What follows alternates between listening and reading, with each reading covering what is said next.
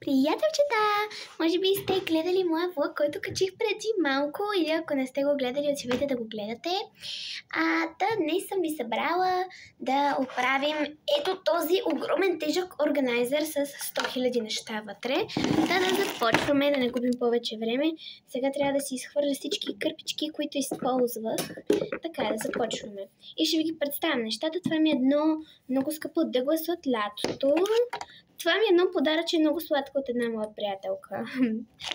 Това е също от една моя приятелка. Не, това беше от един адвент календар от моята приятелка. Едно червило на Maybelline.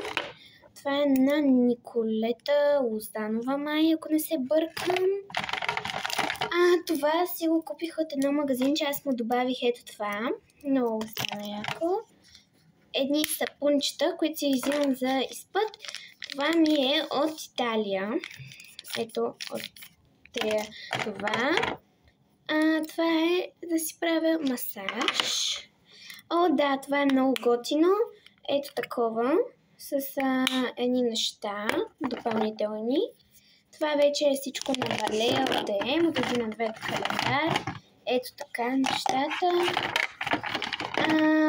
Много са, обаче са и много яки. Спирам да ги изкарам, да не си губя времето.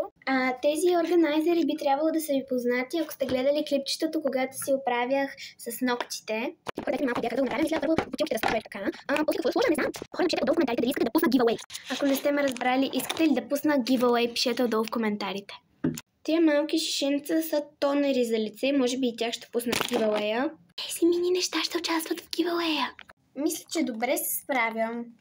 Вие напишете в коментарите дали е така. Бисквитката ми от Италия, ако сте гледали влога с Primark, ще ви е позната. Хора, готова съм с този органайзер. А сега нека да го сложим. Няма да е лошо, и ако аз малко се оправя.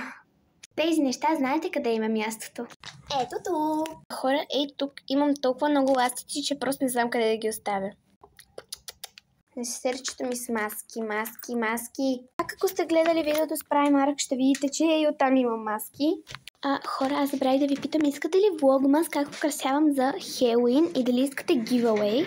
Напишете отдолу в коментарите, за да се подготвя добре, защото ще украсявам на Хелоуин. Много яка идея имам. И ако искате да я видите, може да споделите дали искате видео. А сега чао!